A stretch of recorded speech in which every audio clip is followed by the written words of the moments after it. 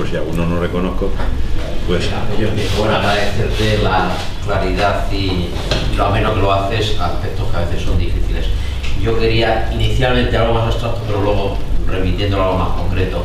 La importancia que seguramente tiene, y será un tema que te apasiona a ti, digamos, ideología y matemáticas, y cómo el ser anumérico, por decirlo simplificando, seguramente nos convierte en personas más vulnerables en demasiados ámbitos, ¿no?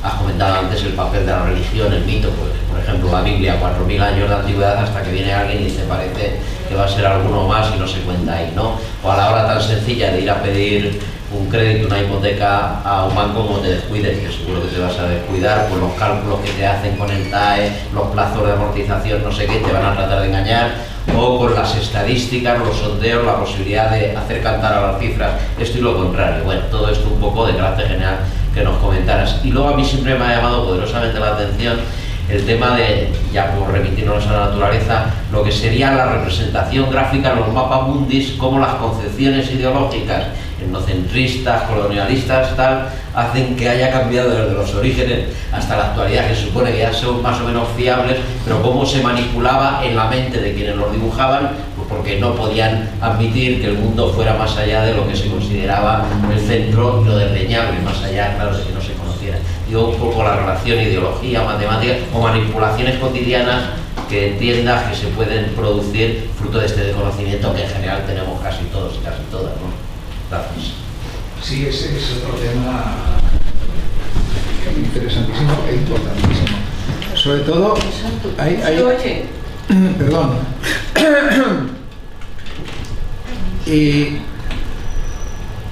Subyace a esto que planteas una cuestión muy importante, y es el binomio calidad-cantidad, ¿no? Se suele decir que la calidad es mejor que la cantidad, y bueno, según como entendamos la frase, en según qué contexto es cierto, es mejor tener un buen amigo que 10 malos, ¿no? Pero en general, en la ciencia, la verdadera revolución científica de Galileo y Newton tiene que ver con sustituir lo cualitativo con lo cuantitativo, que paradójicamente parece un juego de palabras, pero lo cuantitativo supone un salto cualitativo sobre lo cualitativo. Pongo un ejemplo banal: decir que alguien es alto es primero impreciso y segundo relativo. No es lo mismo ser alto en Suecia que en Perú. Sin embargo, decir que alguien mide 1,85 pues es dar una vez asumido el sistema métrico decimal, es dar una información muy precisa que te permite encargar el ataúd de esa persona o regalarle un traje, ¿no? Entonces, y sin embargo, el discurso dominante, el discurso político, el discurso religioso, pero no solo esto, es el discurso irracional dominante, es un discurso cualitativo. Voy a poner un ejemplo que a mí me impresionó mucho. ¿Os acordaréis de aquella famosa campaña de Póntelo, pónselo del preservativo? Sí. Bueno, pues vi un debate en la televisión en el que salía una señora del Opus, en contra de la campaña naturalmente, y otras personas que estaban a favor de la campaña. La señora del Opus estaba en minoría. Hubo un momento que casi me dio pena, pero de pronto dice, la señora lanza el argumento de que el uso del preservativo no es garantía absoluta de la no transmisión del VIH.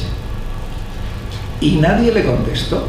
Se quedaron todos así como sin saber qué decir. Pues claro, es rigurosamente cierto. O sea, el uso del preservativo no es garantía absoluta, y la abstinencia sexual tampoco. O sea, tú vas por la calle, te tropiezas con un seropositivo, os caéis al suelo, os hacéis unos rasguños, le ayudas a levantarte y pillas o sea, esto es sumamente improbable, pero es que es igualmente improbable que con un uso adecuado del preservativo se transmita el VIH. Entonces, hablar de riesgo o no riesgo sin cuantificarlo no tiene ningún sentido. Hay un riesgo calculable de que yendo por la calle se te caiga algo en la cabeza. O sea, yo me acuerdo una vez que se cayó una cornisa de un cine aquí en Madrid, no hace muchos años. Mi madre me llamó por teléfono, corriendo: oye, no te ha pasado nada. Yo: mamá, hay 6 millones de personas y yo vivo en otra punta de Madrid. O sea, ¿Tu madre de quién se iba a preocupar? Claro, sí. Entonces, es un claro ejemplo de pensamiento numérico que en una madre se puede admitir, pero en un debate televisivo, ¿no? A nadie se le ocurre decirle señora. O sea, claro, el riesgo cero no existe. O sea, cuantifiquémoslo, si no lo cuantificamos. Y esto ocurre con montones de cosas. La lotería, yo acabo de comprar un décimo porque es para el CAO y es una causa que apoyo de todo corazón, ¿no? Pero jugar a la lotería es ridículo, es absurdo. O sea, la probabilidad de que te toque es tan remota que es más, tiene más sentido ir por la calle mirando al suelo a ver si encuentras un dinero, ¿no? Es bastante más probable, o que vayas pidiéndole a la gente, bueno, cosa que ya algunos hacen y con bastante mejor resultado que la lotería, ¿no? O sea que cuando cuantificas, el pasar de la visión cualitativa a la visión cuantitativa es que es ver el mundo de otra manera, te suministra unos instrumentos que te permiten, pues, hacer frente a todo tipo de engaños y supercherías, ¿no? O sea, me parece... Bueno, lo que tú decías de los mapas, claro, o sea, ¿por qué el polo norte está arriba y el polo sur está abajo? Empezando por ahí. No hay arriba y abajo en el cosmos, ¿no? Podría ser. De hecho, hay militantes latinoamericanos y de otros países del olvidado sur que dibujan le dan la vuelta, y es tan lícito ponerlo en una dirección como en otra, ¿no? ¿Por qué nosotros somos la parte de arriba y ellos la parte de abajo? ¿Las preguntas? Sí, adelante. Si alguien, por favor, me decís el nombre para iros apuntando. Pero vamos, adelante. Sí, que lo que has dicho de la literatura y las matemáticas, que a mí están enfrentadas, yo gracias a leer libros de estos, pues encuentro que parece que en una parte de Occidente, que vemos ahora, la parte más intelectual, se ha puesto la matemática como algo exacto, y en la parte, a lo mejor, de literatura oriental, lo considera matemáticas como algo literato y simbólico, y a veces ya no entendemos a los de otros países porque nosotros tomamos todo matemáticamente. Pero también en nuestro país ya vemos que muchas veces los números no son matemáticos, y si decimos que algo está muy lejos, está en el quinto pino, el quinto no cuenta 5, o si decimos que lo he dicho ya 1000 veces, no hay que decir que 1000 veces es una cantidad exacta.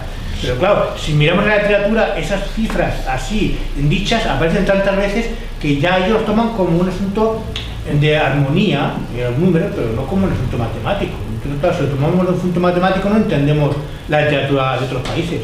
Y por eso a veces al leer libros como la Biblia de otros sitios y digo, ¿y por qué el 7 se repite tantas veces? Claro, el 7 es un número simbólico o religioso o algo así. Entonces hay que ver la armonía entre las dos cosas, la matemática, la filosofía o la literatura, para poder comprender un poquito esto que a veces de niño no nos lo han enseñado. Vale, sí. Lo que pasa es que también en ese campo hay todo tipo de mistificaciones. No sé, estaba pensando, a medida que hablabas, estaba pensando en la cábala, en la numerología, en las distintas ramas de la numerología. Entonces, claro, hay que tener cuidado con esas cosas, ¿no? Porque se convierten o en pura superstición o en pseudociencia. El propio Freud estuvo fascinado durante un tiempo porque un amigo suyo, tal Fliess, había descubierto ciertas relaciones numéricas que parecían asombrosas, pero que hurgando un poco te das cuenta que no tenían nada de asombroso, ¿no? Entonces, de pronto el desconocimiento matemático te puede convertir en presa fácil de todo tipo de mistificaciones o incubraciones gratuitas, ¿no? Lo cual no tiene que ver, o sea, es perfectamente respetable que en una determinada cultura un determinado número tenga un valor simbólico por el motivo que sea, ¿no? Que se juegue con eso.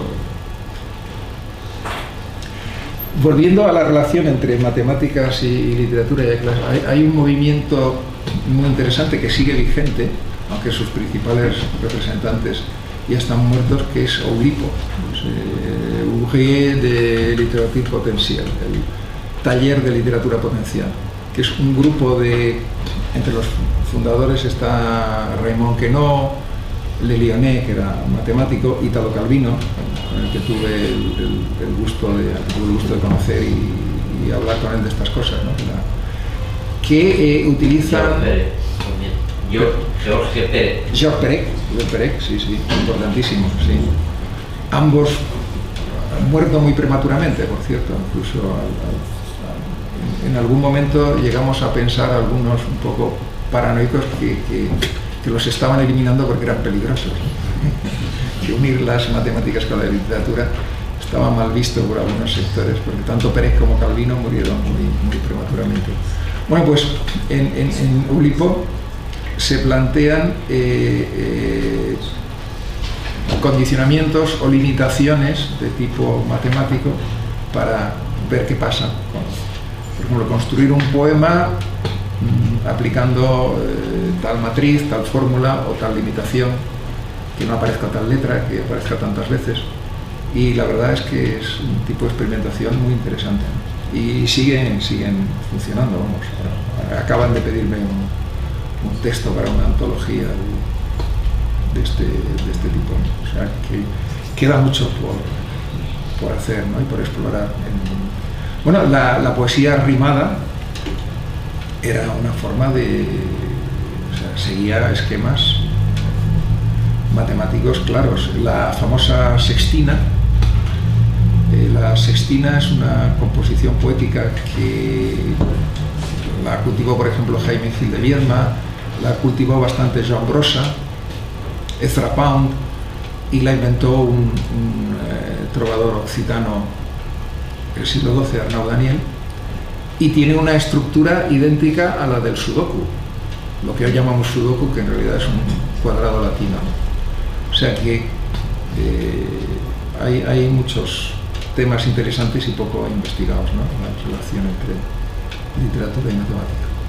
Pero insisto, aparte de las relaciones puramente formales, yo creo que lo importante es que las ciencias y las artes se contaminen mutuamente, no tanto por temas como por espíritu, por visión, por sensibilidad, ¿no?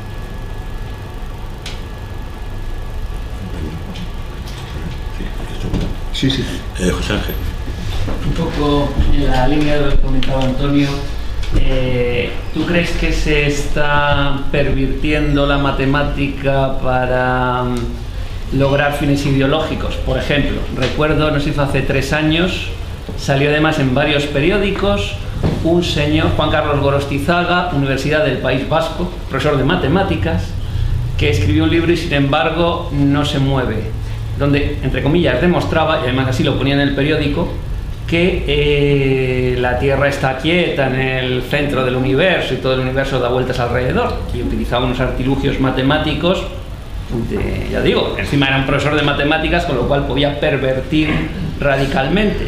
Y creo que salió en varios periódicos, o lo vi en varios periódicos, la noticia de EFE, una agencia de EFE, diciendo que este señor había descubierto eso, y no recuerdo si en alguno de ellos se llegó a salir la rectificación de claro, todos los compañeros de física de la universidad diciendo esto es una gilipollez.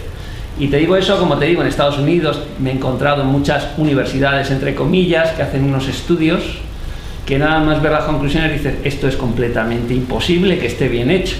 Pero sin embargo tienen todo un aparataje matemático que tienes que perder toda una tarde, y eso sí sabes un poquito de matemáticas, para descubrir que te la están metiendo doblada, ¿no? ¿Tú crees que eso existe? Que además, como hay internet, los gilipollas se juntan, buscan unas páginas, te ponen unas referencias y como que se refuerzan en creencias, pues negar el evolucionismo, decir que la Tierra es plana. Todavía hay gente, y hay creo que un grupo que defiende que la Tierra es plana, cosas de ese estilo, ¿no? Para defender, sobre todo, por ejemplo, ideologías religiosas. Sí, yo creo que toda forma de irracionalismo es muy peligrosa, ¿no? Porque, bueno, hay un axioma, no es un axioma porque es algo demostrable, un principio en lógica que dice que si das por buena una proposición falsa, las estás dando por buena todas. Y Bertrand Russell ponía un ejemplo muy divertido, porque le decían, oiga, pero ¿qué tiene que ver? Pues si yo digo que 2 y 2 son 5, por ejemplo, pues esto no implica otra cosa que no tenga nada que ver. Y Bertrand Russell le dijo, sí, claro que sí. Si 2 y 2 son 5, yo soy el Papa. Porque si 2 y 2 son 5, 2 más 2 es igual a 2 más 3. Por tanto, si quitamos 2 de ambos lados, 2 es igual a 3. Pero 3 es igual a 2 más 1. Si 2 es igual a 2 más 1, quiere decir que 2 es igual a 1. Entonces, el Papa y yo somos 2. Pero como 2 es igual a 1, el Papa y yo somos 1. Luego yo soy el Papa. Entonces claro, dar por bueno lo irracional, lo absurdo, es abrir la puerta a cualquier otra afirmación, a decir que los negros son inferiores, que las mujeres solo sirven para criar hijos. Cualquier afirmación que la ciencia desmiente categóricamente, tú puedes basarla en otros supuestos, ¿no?, irracionales, o sea que es peligrosísimo. Por ejemplo, lo de que la Tierra está inmóvil en el centro del universo, es que matemáticamente es cierto. No es cierto físicamente. Sí. De hecho, los navegantes parten de ese supuesto. Los navegantes siguen siendo tolemaicos, ¿no? Cuando vas en un barco no dices el sol. Bueno, y nosotros mismos, lógicamente, decimos el sol sale, el sol se pone.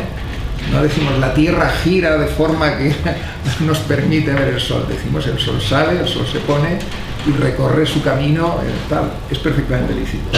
Y desde un punto de vista matemático, de pura cinemática, es cierto. No es cierto desde el punto de vista físico, porque claro, las fuerzas que intervienen en ese proceso son distintas, pero a efectos de puro movimiento, yo no conozco el libro de este señor, ni sé con qué intención. Sí, no, es eso, el truco es matemático. Claro. Incluso, no sé si conoces el de Guillermo Martínez de Gödel para todos.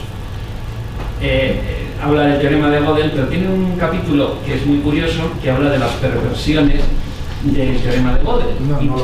Es un libro curioso. Ya te digo, he leído otras cosas suyas. Pero... Sí, más de literatura, ¿no? Sí, pues sí. Este tiene un capítulo y empieza a hablar desde la Cristeva en poesía, que utiliza el teorema de Gödel para demostrar... Bueno, la Cristeva no me hables de la Cristeva. Ya,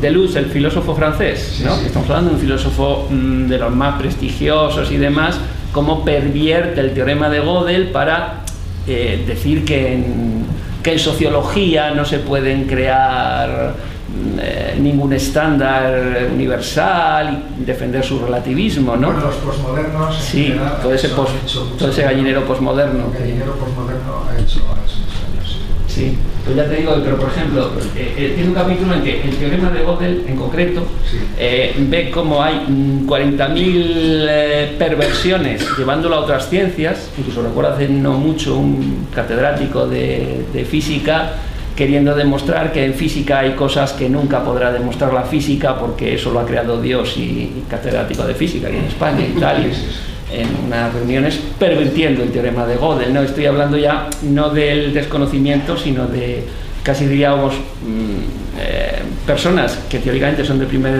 nivel y cómo pervierten la matemática para llegar a las estadísticas que quieren o para llegar a conclusiones. El pensamiento posmoderno, que es como el extractor del pensamiento burgués para intentar sustraerse al avance de la dialéctica de origen marxista, bueno, de origen marxista, de origen hegeliano y platónico, porque el padre de la dialéctica es Platón o Sócrates, si Sócrates existió realmente y no es un invento de Platón.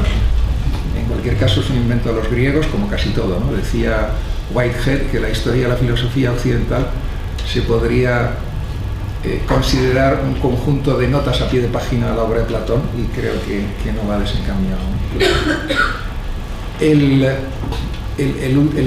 La última pataleta del pensamiento burgués contra la dialéctica y contra la ciencia en última instancia es el pensamiento posmoderno, que intenta relativizarlo todo, ¿no? Entonces apelan al principio de indeterminación de Heidelberg, es uno de los favoritos, la entropía, el teorema de Gödel, porque el teorema de Gödel, por si no os suena el teorema de incompletitud, dice que en un sistema lo suficientemente complejo como puede ser la aritmética, incluso hay proposiciones indemostrables dentro del sistema, y para poder demostrarlas, para poder decir si son verdaderas o falsas, tienes que apelar a nuevos axiomas que se salen del sistema, lo cual no tiene nada que ver con pero como se llama de incompletitud o incluso de indecidibilidad, pues ya, si lo perviertes, como tú dices, hay cosas indecidibles. Hay cosas indecidibles dentro de un determinado marco axiomático. Si tú te ciñes a ese marco, dentro de ese marco hay cosas que no puedes demostrar, cosas que ahora, después de que Gödel demostrara, nos parece, al menos a los matemáticos y a los lógicos, nos parece bastante evidente y que no pasa nada, ¿no? No es que... Pero bueno, el principio de indeterminación, que quienes lo usan de manera errónea o tendenciosa lo suelen llamar el principio de incertidumbre. Eso ya, esa mera nomenclatura es una pura perversión. Hay incertidumbre, es indeterminación. Y además un tipo de indeterminación muy concreta, que tiene que ver con no poder determinar a la vez dos variables de una misma partícula. En fin, todo eso, efectivamente, los posmodernos, la Kristeva muy concretamente, lo han pervertido de una forma... Bueno, hay posmodernos que dicen que la matemática y la física son creaciones culturales arbitrarias, igual que la pintura renacentista, ¿no? Como si pudiéramos haber desarrollado otra física distinta u otra matemática distinta. Sí. No, un momento. Yo nunca había oído hablar de la geometría fractal. Fractal. Sí, podía ampliar un poquito más de información desde cuándo existen estas teorías y... Los fractales. Bueno, aquí se tenemos una pizarra mira, imagínate un copo de nieve en versión súper simplificada, o sea, como una estrella de 6 puntas. Ese sería un copo de nieve que no se lo cree nadie, ¿no? Muy excesivamente simple. Si a cada punta tú le pintas 2 puntitas laterales, ya se parece un poco más. Si a cada una de esas puntitas laterales le pintas otras 2 puntitas, o sea, vas repitiendo el mismo patrón a distintas escalas. En el mundo físico esa repetición se puede producir 3, 4 veces. En el mundo matemático lo puedes hacer tantas veces como quieras. En el mundo físico tienes un copo de nieve, que es como una estrella de 6 puntas, que a su vez tiene puntitas laterales, y el objeto fractal que resulta, pues tiene unas propiedades geométricas muy curiosas, entre otras que no es ni bidimensional ni tridimensional, es otra cosa. Pero esto ya es meterse en matemática muy compleja. Pero vamos, la idea es esa, es repetir un patrón a escalas cada vez más pequeñas. De manera que si tú lo miras con una lupa, la punta de una figura, un detalle de una figura fractal ampliado con una lupa tiene el mismo aspecto que la figura completa. Esa, en pocas palabras y sin pizarra, sería lo más aproximado que te puedo decir.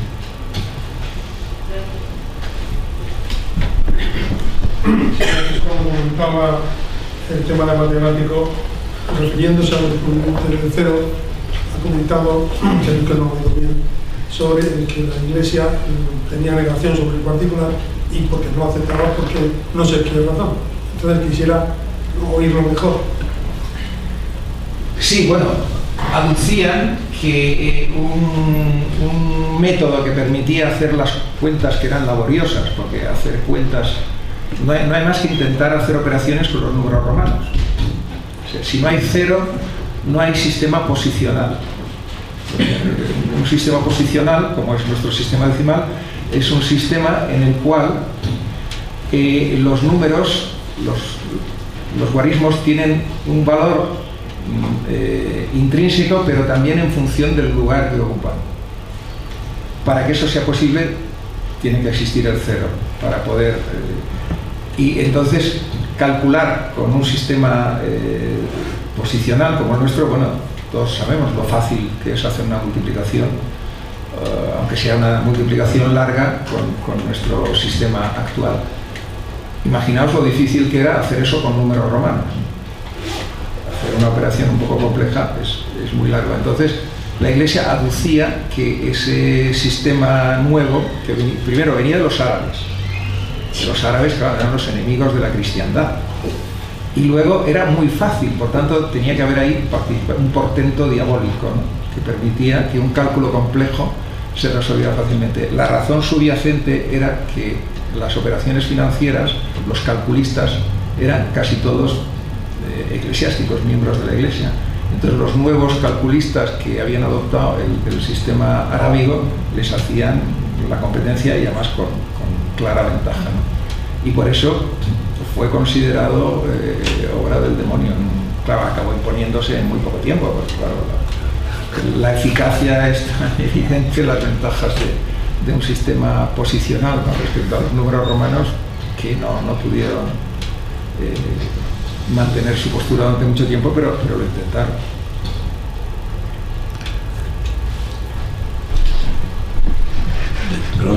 Perdona. Ana.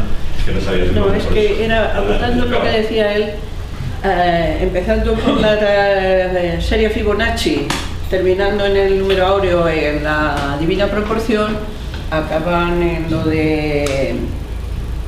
Tenía un título en la cabeza y ya se me ha ido, porque pedí la palabra solo así a medias, ¿no? Como, con desgana.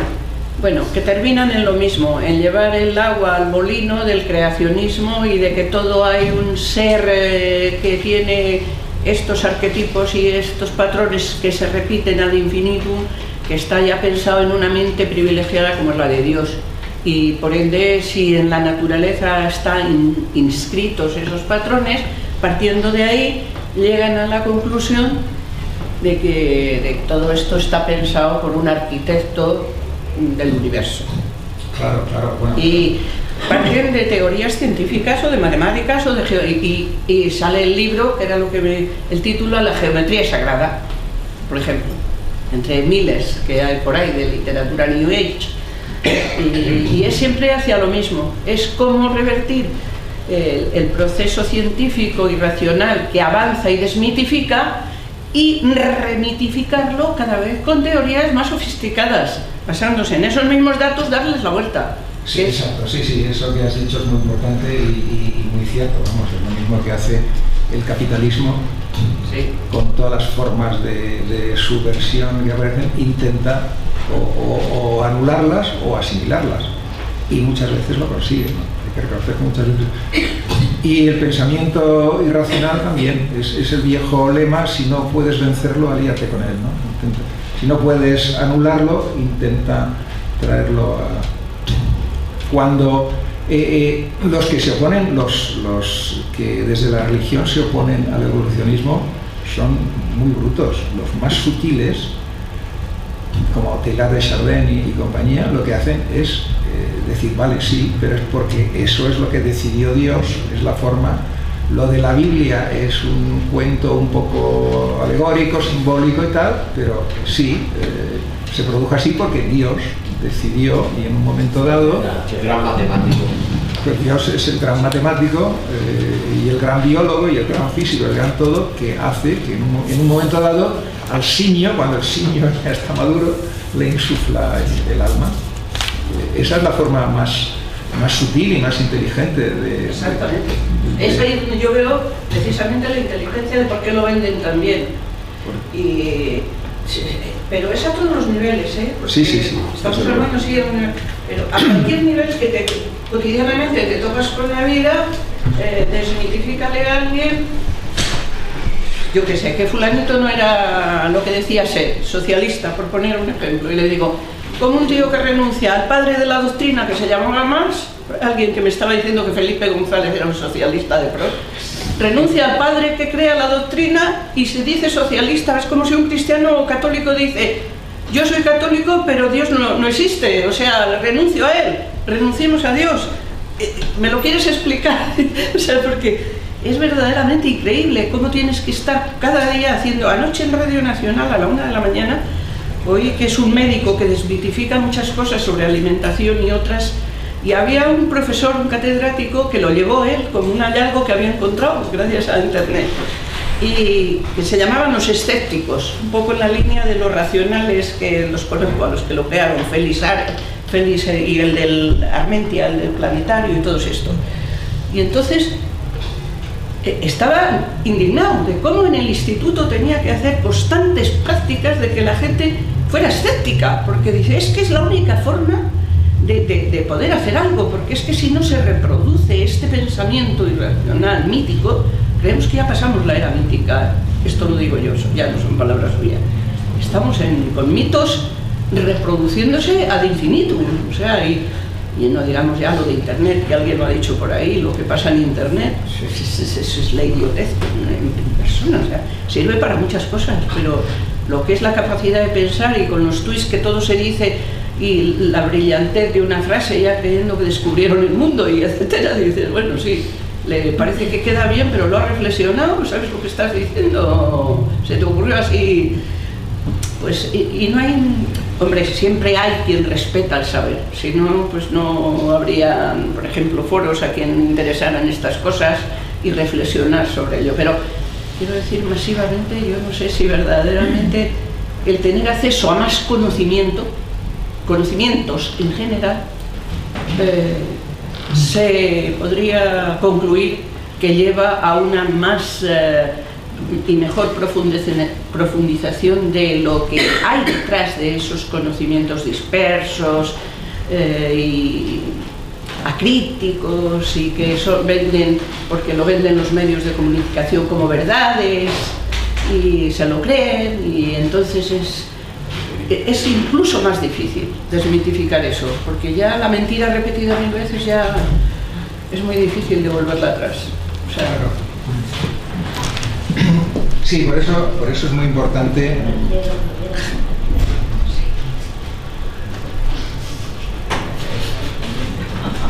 pues más que los conocimientos científicos, que son muy importantes, por eso decía antes que es importante transmitir, sobre todo a los jóvenes, la actitud científica, que es una actitud escéptica, es una actitud de bueno, si me dices que esto es así, demuéstramelo, que es lo que hace la ciencia. La ciencia hace afirmaciones y las demuestra, o dice esto todavía no puedo demostrarlo, es una hipótesis, es una conjetura. Entonces esta actitud es la única que nos defiende contra las supercherías y los mitos, ¿no? Decía Hölderlin, el gran poeta alemán, que la actividad intelectual del hombre se desarrolla entre la reflexión y el mito, y es cierto, todos perdona, no es un diálogo. Haces una pregunta, te contesta, es que hay otras personas esperando. Vale, perdón, ha sido culpa mía. Ha sido culpa mía. No, perdona, que has hecho una pregunta, pero que hay otras personas esperando para preguntar. Por eso digo que no es establecer un diálogo, sino hacer preguntas. Respuesta. Hola. No, perdona, hay otras personas delante. Bueno, mi pregunta era básicamente matemática. Has hablado de la proporción áurea. Esta proporción está presente en la naturaleza por alguna razón física, es decir, pues en las proporciones del hombre quizás por mecánica de fluidos, por la sangre, no lo sé, las plantas, no. Lo pregunto desde el más absoluto desconocimiento. No, tiene que ver, como os decía antes, con la sucesión de Fibonacci, con la forma. Hay formas de crecimiento en la naturaleza que tienen que ver con progresiones geométricas puras y duras, y otras que tienen que ver, por su pautado, con la sucesión de Fibonacci, y la sucesión de Fibonacci va ligada al número áureo, como os decía. Y esto hace que las causas de... Una representación, ¿no? Es una manera fiel de reproducir lo que hay en la naturaleza, ¿no? Sí. Bueno, es que tú, como os decía antes, coges un girasol y verás que las pipas están distribuidas en dos series de espiras, unas dextrógilas y otras levógilas. Sí, las pipas. Y cuentas las pipas de cada espira y forman sucesiones de Fibonacci, o las escamas de una piña, o la forma en que se ramifican muchos árboles y arbustos, ¿no? Está muy presente en la... Hay una col también, el brócoli y las conchas, las conchas como, perdón. Concha, la foto de la portada. Perdón, has terminado. Tu pregunta ya está contestada, me imagino. Ya era lo que quería preguntar, ¿no? Katy, por favor. No, yo una cuestión como más sencilla, ¿no? Es decir, ¿qué método se aplicaría en la enseñanza en los niños matemático para que no nos traguemos una fórmula, esto es una fórmula, esto es así? Es decir, ¿el método Montessori es, o hay algún otro método matemático en que se pueda aplicar a los críos para que comprendan las matemáticas y la importancia que tienen? Mira, yo creo que hay dos cosas fundamentales. Primero, la enseñanza, cualquier enseñanza, pero especialmente, yo diría, especialmente la de las matemáticas, y esto puede sonar paradójico, se tiene que basar en un diálogo. No puede ser no puedes plantearte la enseñanza como alguien que vierte conocimiento en un recipiente vacío. Es un diálogo con alguien, en este caso niños, niñas, en cuyo lugar te tienes que poner, tienes que tener clara cuál es su demanda, cuál es su grado de conocimiento, porque todos tenemos un grado de conocimiento intuitivo de los números, ¿no? Incluso los animales. Y a partir de ahí establecer un diálogo que permita profundizar en las raíces, ¿no? En las raíces de los conceptos matemáticos. Y hay una guía muy útil para esto, que es la matemática recreativa, que además en todas las culturas hay una tradición oral bastante rica, porque igual que los chistes y los cuentos tradicionales, si sobreviven, es porque han pasado una serie de filtros y han recibido un consenso general, digamos, responden a una demanda del pueblo en el que surgen y proliferan. Con los acertijos de tipo matemático que circulan por ahí, que todos conoceréis, habréis oído alguna vez, ocurre lo mismo, responden a una necesidad y a una necesidad, digamos, de disfrutar, de acceder a un conocimiento y de disfrutar con él. Entonces yo siempre en mis clases siempre utilizo juegos e incluso trucos de magia basados en las matemáticas, acertijos tradicionales de matemática recreativa, como aquel famoso de un pastor le dice a otro, dame una de tus ovejas, así tendré el doble que tú, y el otro le contesta, no, dame tú una a mí, así tendremos los dos igual.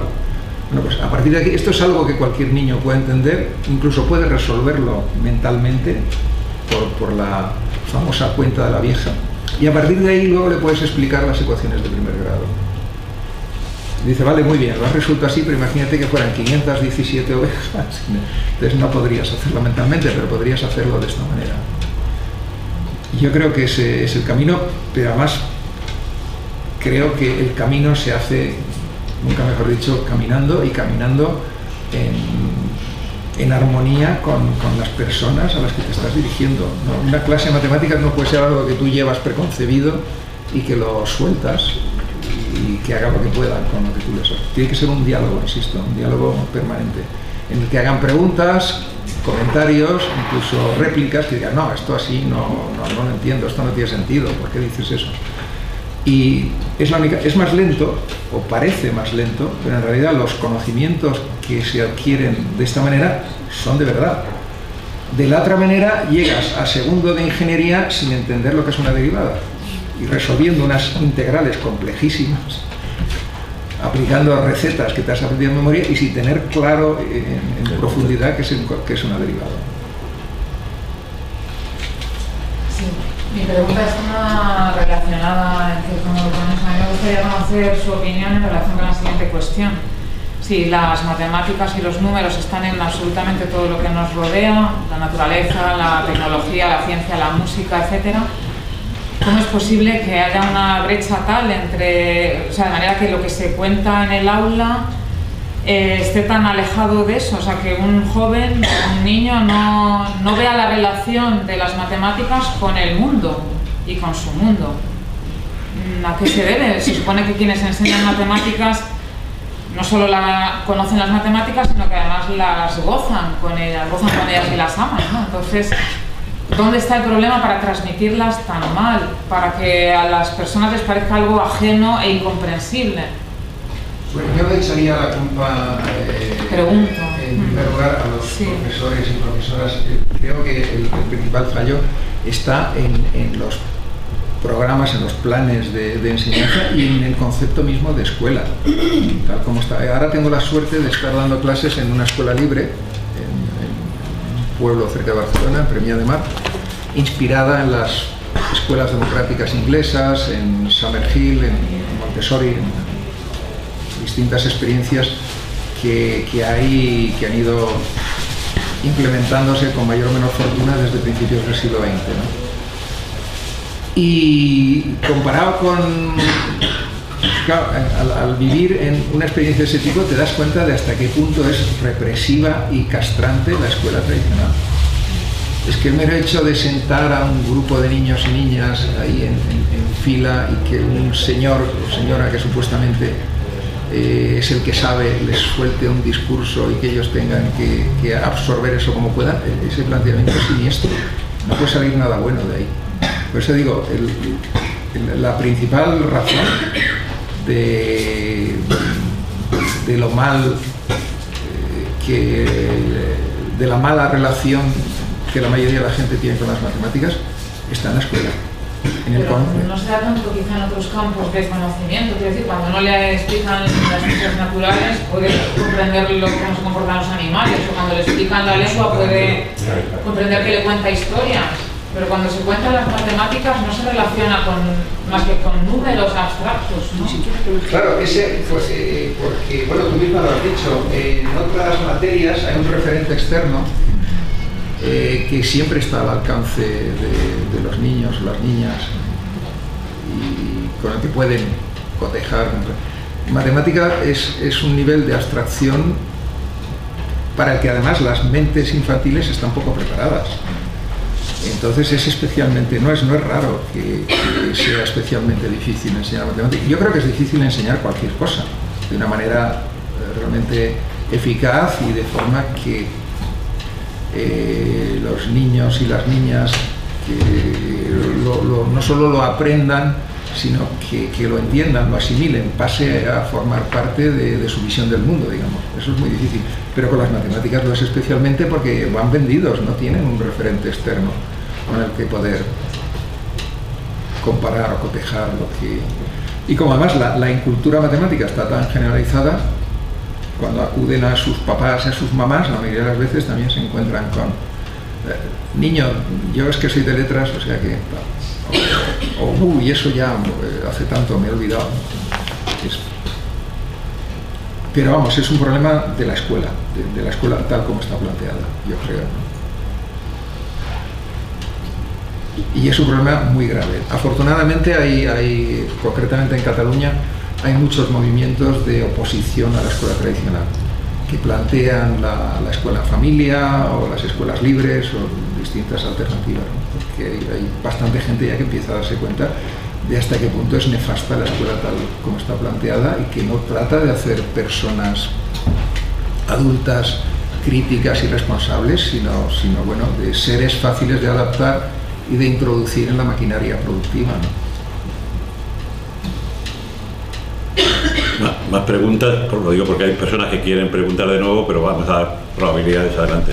Bueno, es sobre los fractales, ya para acabar, que está muy bien explicado, pero no sé si habrás comentado al principio, he llegado un poquito tarde, pero que esa geometría tan curiosa y exacta, que si hay alguna razón, alguna teoría de esa razón, evolutiva o algo, o es pura casualidad de la naturaleza, simplemente eso.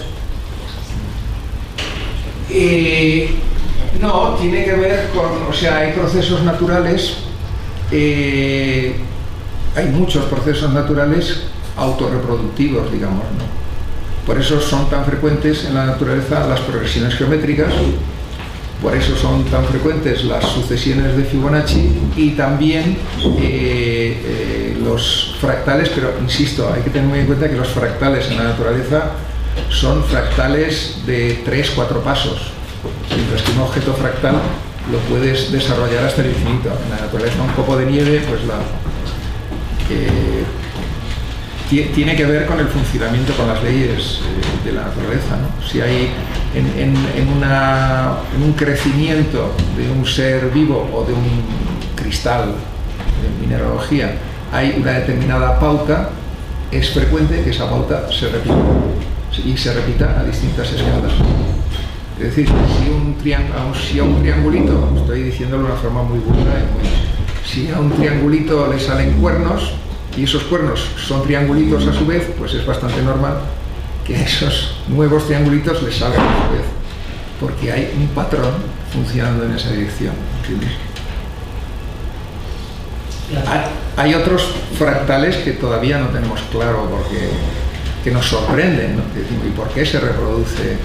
¿Cuál es el mecanismo interno que hace que este patrón se reproduzca a tantas escalas, ¿no? Pero en otros, sin embargo, está muy claro cuál es el mecanismo, biológico o mineralógico o de otro tipo.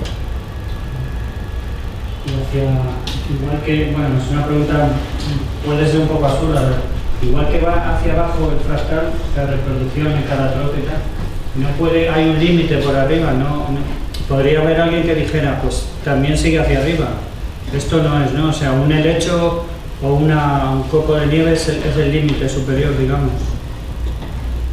Bueno, en cada objeto fractal tiene su propio origen, su propio desarrollo y sus propios límites, ¿no? Todo tiene que ver con la génesis concreta de ese objeto. En teoría no hay ninguna razón para no pensar en un posible crecimiento hacia arriba. ¿Alguna pregunta nueva?